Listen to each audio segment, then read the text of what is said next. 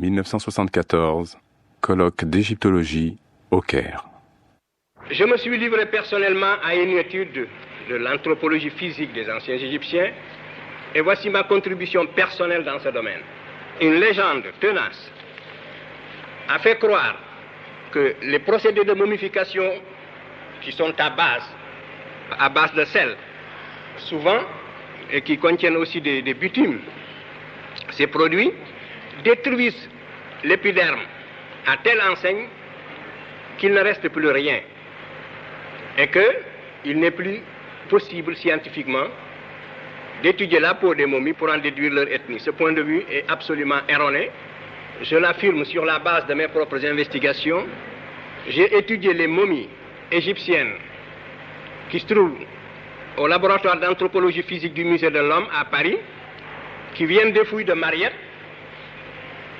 J'ai fait monter des préparations par notre laboratoire du département des vertébrés et de physiologie de la faculté des sciences de Dakar.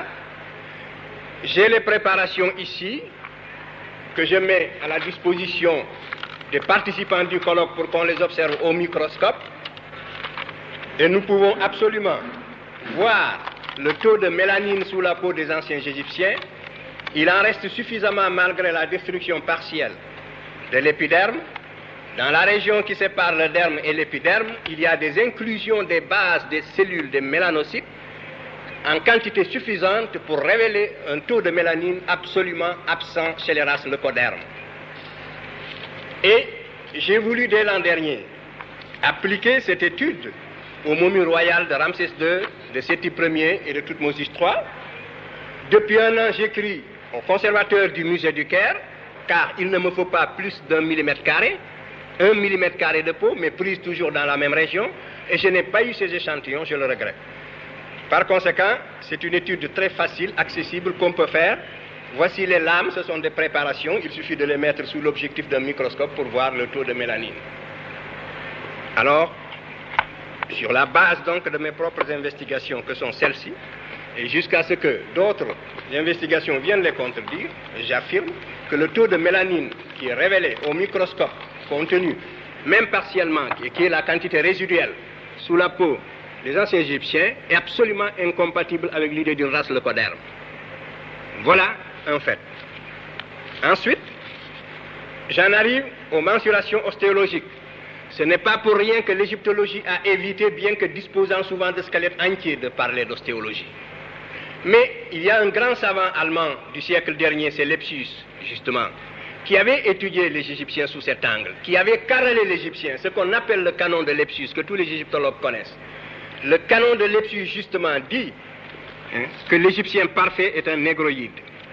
Le canon de Lepsius, et qui donne, mis au carreau, les proportions du corps de l'Égyptien parfait à les bras courts est négroïde ou nigricien. Pour ceux qui parlaient donc du terme négroïde et nigricien, voilà l'expression de Lepsius. Il a carrelé le type égyptien, il a fait la mensuration ostéologique, et c'est le caractère le plus permanent, justement, quand on veut distinguer un noir d'un blanc. Vous avez bien vu que les mensurations craniologiques ne permettent de distinguer que des types extrêmes, absolument extrêmes. Les éléments que je vous ai montrés ici, si on les étudiait sous cet angle-là, si cet individu-là n'était pas vivant, parce que quand il est en chair et en os, on n'ose pas en faire un blanc, mais il sortirait, le crâne de cet individu sortirait blanchi des mensurations crâniométriques. Voilà les inconvénients de la craniométrie. C'est que quand l'individu est vivant, vous n'osez pas en faire autre chose qu'un nègre, mais dès l'instant que vous avez une face haute, parce que voilà la face haute, voilà l'indice nasal, vous voyez bien, et pourtant c'est un nègre typique. Donc, voilà les erreurs voulues de la craniométrie.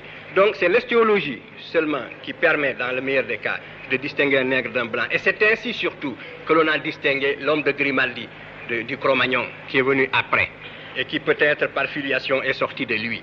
Ça, c'est une autre question. Donc, il existe bel et bien un procédé anthropométrique touchant à l'ostéologie qui permet de distinguer le noir du blanc. Et ce critère, Lepsius a appliqué ce critère au peuplement égyptien pharaonique, et il a trouvé que les Égyptiens étaient des nègres, des négroïdes ou des nigriciens.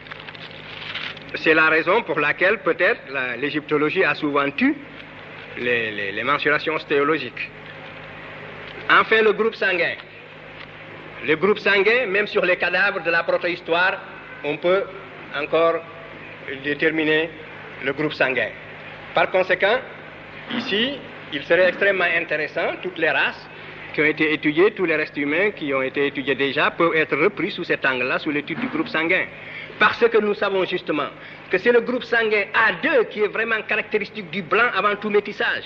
Les Américains ont fait des travaux très poussés dans ce domaine-là. Alors il faudra rechercher le groupe A2 en Égypte. Parce qu'en attendant, l'Égypte appartient absolument, et toute l'Égypte jusqu'au delta, appartient au groupe B, qui est encore le groupe de l'Afrique occidentale.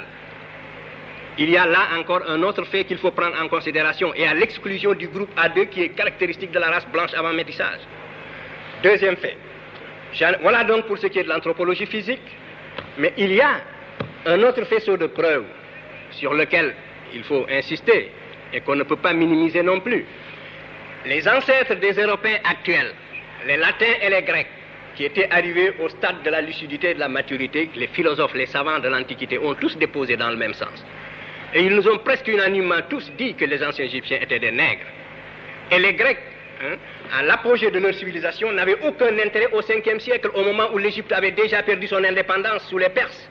Parce que c'est à cette époque qu'Hérodote a visité l'Égypte. Les Grecs n'avaient aucune raison particulière de nous dire que les Égyptiens étaient des nègres et que ce sont eux qui leur ont donné tous les éléments de la civilisation. Et nous sommes pratiquement au bout du métissage égyptien. Ça faisait 3000 ans d'histoire pendant lesquelles les Égyptiens se métissaient, mais malgré ce métissage intense, le peuple égyptien était plus ou moins comparable au peuple antillais. Les constantes raciales n'étaient pas bouleversées. On n'avait pas l'impression d'avoir un blanc devant soi, parce que tous les témoignages de l'Antiquité sont là unanimes. Donc, je passe, et j'en arrive à l'époque moderne, ce qui fait qu'en pleine époque d'esclavage, quand un savant français de bonne foi a visité l'Égypte, il n'a pas pu s'empêcher de pousser un cri. Il s'agit de Volney, qui a visité l'Égypte entre 1783 et 1785, et il décrit les Coptes. Tous ont le visage bouffi, l'œil gonflé, le nez écrasé, la lèvre grosse, en un mot, un vrai visage de mulâtre. J'étais tenté de l'attribuer au climat lorsque, ayant été visiter le Sphinx, son aspect me donna le mot de l'énigme. En voyant cette tête caractérisée de nègre dans tous ses traits, je me rappelais ce passage remarquable d'Hérodote où il dit « Pour moi, j'estime que les Colches sont une